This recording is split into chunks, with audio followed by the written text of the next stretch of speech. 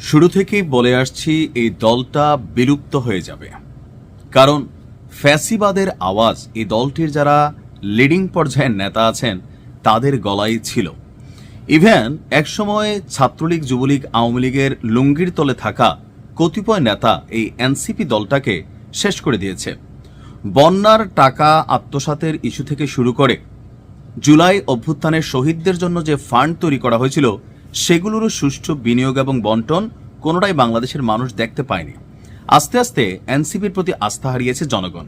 আর দিন শেষে এই টোটাল এনসিপির মধ্যে দুইটা মানুষকে আমি পছন্দ করি, আমার ভিডিও যারা দেখেন, এক হচ্ছে তাসনিম জারা, দ্বিতীয় হচ্ছে হাসনাত আব্দুল্লাহ। আর আজকে সেই তাসনিম জারা যখন এনসিপি থেকে পদত্যাগ করেছেন এবং কি স্বতন্ত্র নির্বাচনের ঘোষণা দিয়েছেন, বুঝতেই পারছেন দলটির ভেতরে কি পরিমাণ আসলে কাহিনী চলছে। এখন ক্ষমতায় থাকার কারণে ডক্টর ইউনূস এদের বিরুদ্ধে খুব বেশি তদন্ত হচ্ছে না, জাস্ট ডক্টর ইউনূসকে বিদায় হতে দেন। দেখবেন এই আসিফ মাহফুজ সহ, নাহিদ সহ যারাই আছে তাদের বিরুদ্ধে কি পরিমাণ ক্লেম হয়তো আমরা দেখতে পাই আমার ধারণা, কারণ ঘটনা তো ঘটতেছে। কেন হঠাৎ করে তাসনিম জারা এই এনসিপি ছেড়েছেন?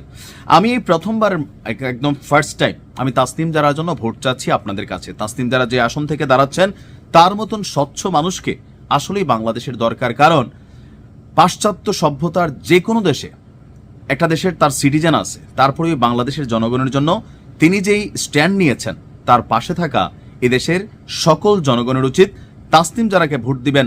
আর তার মধ্যে কতটা ক্লারিটি আছে দেখেন, নির্বাচনের জন্য যেই 46 বা 47 লক্ষ টাকা তিনি ক্রাউড ফান্ডিং পেয়েছিলেন সেই টাকাটা ফেরত দেওয়ার জন্য তিনি বলেছেন যে এনসিপির সমর্থক হিসাবে কেউ যদি তাকে টাকা দিয়ে থাকেন এখন তারা চাইলে টাকাটা ফেরত নিতে পারেন। প্রশ্ন হচ্ছে কেন তাসনিম জারা হঠাৎ করে এনসিপি থেকে পদত্যাগ করলেন? তো তাসনিম জারা তার একটি স্টেটাসে তিনি আসল ঘটনাগুলা প্রকাশ করে দিয়েছেন। তিনি লিখছেন, প্রিয় খিলগাঁও, সবুজবাগ এবং মুগদাবাসী, আমি আপনাদের ঘরের মেয়ে। খিলগাঁওয়ে আমার জন্ম ও বেড়ে ওঠা। আমার স্বপ্ন ছিল একটি রাজনৈতিক দলের প্ল্যাটফর্ম থেকে সংসদে গিয়ে আমার এলাকার মানুষের এবং দেশের সেবা করা। তবে বাস্তবিক প্রেক্ষাপটের কারণে আমি কোনো নির্দিষ্ট দল বা জোটের প্রার্থী হিসেবে নির্বাচনে অংশগ্রহণ না করার সিদ্ধান্ত নিয়েছি। বুঝতে হবে যে এনসিপি জামাতের মধ্যে যে সমঝোতা চলতেছে, এনসিপির যে বর্তমান অবস্থান, দলের নেতাদের বিরুদ্ধে যেই পরিমাণ দুর্নীতির অভিযোগ, তা আসলে এই দলটার প্রতি বিশ্বাস করেন তাসনিম জারা এবং হাসনাত আব্দুল্লাহ ছাড়া বাকি যারাই আছে এদেরকে আপামর জনগণ একটা মেম্বারিও পাশ করাবে না। এটা আজকের ভিডিওতে বলে গেলাম। আর যদি হয় বুঝতে হবে যে টাকা পয়সা যা আছে সেগুলো মাঠে বিনিয়োগ করা হয়েছে। আচ্ছা, এরপর সে লিখছে, বাস্তবিক প্রেক্ষাপটের কারণে আমি আপনাদের এবং দেশের মানুষকে ওয়াদা করেছিলাম যে আপনাদের জন্য এবং নতুন রাজনৈতিক সংস্কৃতি গড়ার জন্য আমি লড়াই করব। পরিস্থিতি যাই হোক না কেন আমি আমার সেই ওয়াদা রক্ষা করতে দৃঢ় প্রতিজ্ঞ।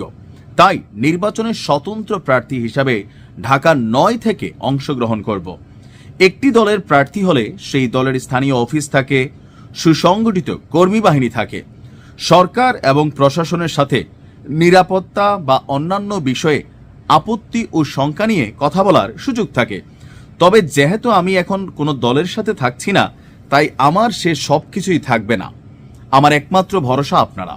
আপনাদের মেয়ে হিসাবে আমার সততা, নিষ্ঠা এবং নতুন রাজনীতি করার যে অদম্য ইচ্ছাশক্তি, এর প্রেক্ষিতে আপনারা যদি স্নেহ এবং সমর্থন করেন তবে আমি আপনাদের সেবা করার সুযোগ পাব।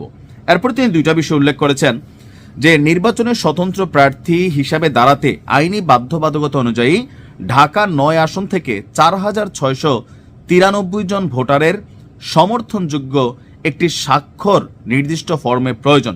আমি বিশ্বাস করি আগামীকালকে 46,000 স্বাক্ষর তাসনিম জারা আপনার পক্ষে জনগণ দিবে, কারণ মানুষ ভালো মন্দ বোঝে, এনসিপির মতলব বোঝে, আপনার রাজনৈতিক মতলব বোঝে।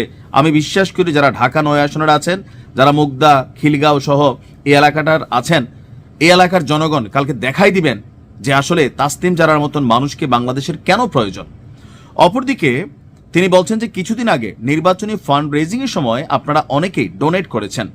আমার এই পরিবর্তিত সিদ্ধান্তের কারণে যারা ডোনেট করা অর্থ ফেরত পেতে চান, অর্থাৎ তখন তিনি এনসিপির প্রার্থী ছিলেন, সেই হিসাবে হয়তো অনেকে টাকা দিয়েছেন, তো কতটা স্বচ্ছতা তার ভিতরে, যে এখন যদি কেউ মনে করেন যে এতদিন এনসিপি থেকে সরে গিয়ে স্বতন্ত্র প্রার্থী হচ্ছেন, কেউ যদি টাকাটা ফেরত নিতে চান তাহলে একটা ফর্মের লিঙ্ক তিনি দিয়েছেন, সেই লিঙ্কে আপনার ট্রানজ্যাকশন আইডি এবং ডিটেলস আপনি দিলে ভেরিফাই করে আপনার টাকা ফেরত দেওয়া হবে। এমন একটি মানুষ যদি সংসদে না যায় তাহলে বাংলাদেশের জন্য লজ্জা, জাতি হিসাবে আমাদের জন্য লজ্জা। তাসনিম জারার জন্য শুভকামনা, ইনশাল্লাহ আপনি বিজয়ী হবেন। ভালো থাকুন, আসসালামু আলাইকুম।